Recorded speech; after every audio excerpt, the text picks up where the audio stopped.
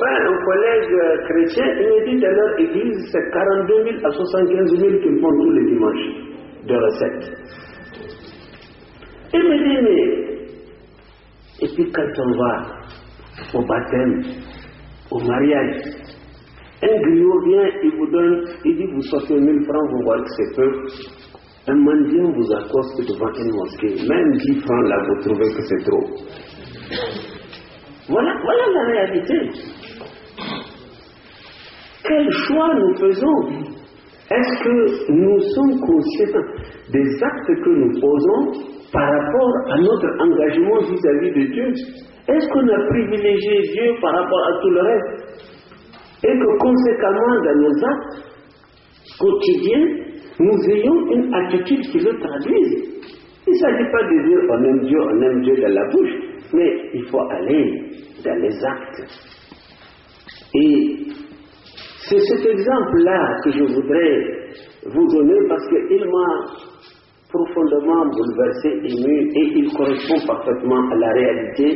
Et il nous permet d'attirer notre attention sur la nécessité pour nous de nous engager davantage dans la voie de Dieu. Et que grâce à Allah subhanahu wa ta'ala, aujourd'hui, il y a une plus grande prise de conscience des musulmans, de l'exercice, de la pratique. En tout cas, c'est plus visible. Parce que ce qui est dans le fond, c'est Allah seulement qui le connaît. Mais nous, en tant qu'humains, observateurs, non pas avertis, mais modestes observateurs, nous constatons qu'il y a de plus en plus la pratique qui est visible. Les gens ne ratent plus les prières, en tout cas un plus grand nombre. Nous avons de plus en plus de fréquentations dans les mosquées.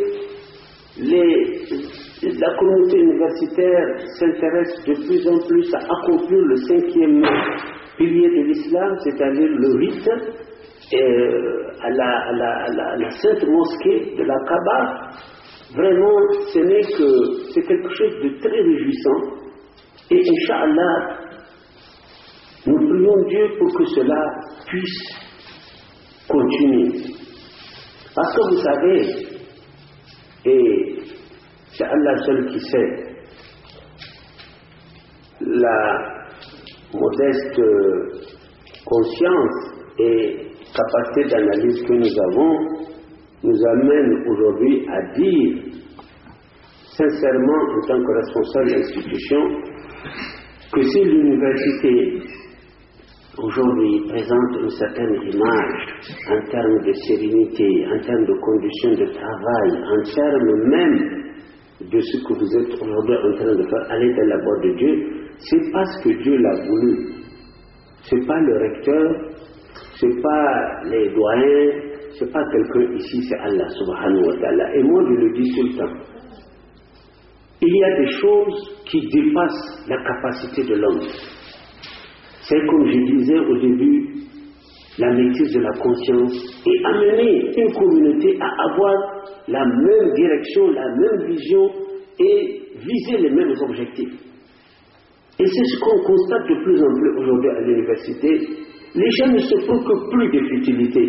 Les gens commencent à s'intéresser à leur vie présente pour l'améliorer et également à préparer la vie future, ce que vous voulez faire maintenant.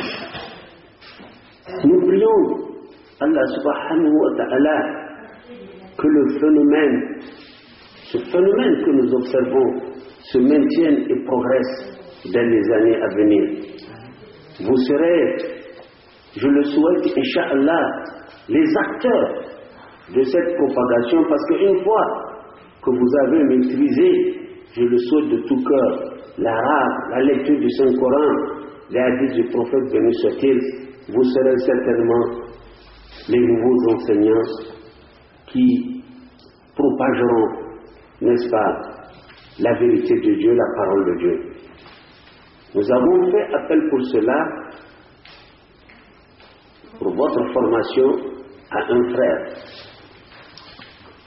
musulman, compétent, d'expérience que vous connaissez tous. Cheikh Bourama Daouda est devenu, je n'aime pas dire que vous êtes un homme politique, mais vous êtes connu non seulement au Niger, mais au-delà du Niger, pour tout ce que vous êtes en train de faire dans la voie de l'islam. Et vraiment, moi je dis souvent, c'est une chance pour l'université. On ne s'en est pas rendu compte. Peut-être aujourd'hui, on est en train de se rendre compte parce que nous-mêmes, on est conscients, on est par la grâce de Dieu en train de nous rendre compte que Dieu nous a choisis et Dieu veut qu'on soit ainsi, qu'on soit de plus en plus proche de lui et qu'on agisse dans le sens du bien. Eh bien, Dieu, il arrange les choses comme ça, sans prévenir. Et souvent, on ne fait pas attention à certaines choses. Sauf quand le jour, Allah, subhanahu wa ta'ala, a voulu là, tiens, vous faites cette chose-là, peut-être, effectivement, c'est pour ça que Dieu a fait ça comme ça. Parce qu'il n'y a pas de hasard.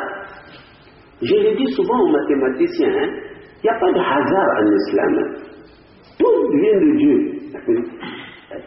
Toutes les lois que vous voyez, ce sont des lois de Dieu. Allah subhanahu wa ta'ala a conçu son monde, sa progression, son fonctionnement, les différentes lois qui le régissent.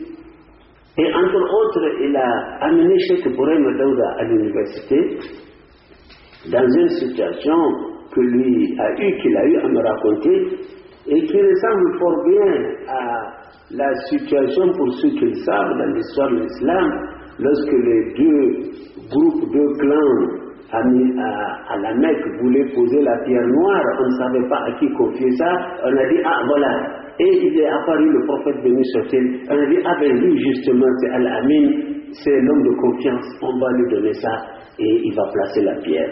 Et finalement tout le monde était d'accord, il n'y a plus de problème. Mais lui c'était pareil, il soit venu ici à l'université, il y avait la mosquée du vendredi, qui doit être imam, tout ça, et bien il est apparu, on a dit, ah ben tiens c'est lui. Cheikh Bourama donc est aussi une miséricorde de Dieu pour notre université. Donc ne négligez pas ce qu'il va vous dire. Je vais vous lire très très succinctement pour que vous sachiez à qui vous avez affaire et en tout cas raffermir davantage votre confiance en lui. Nous avons confiance en lui et je crois que la communauté universitaire tout ensemble, il fait autorité ici dans le milieu estudiantin au niveau de l'administration rectorale et nous lui avons confié également la gestion de la mosquée, la nouvelle mosquée du vendredi qui est construite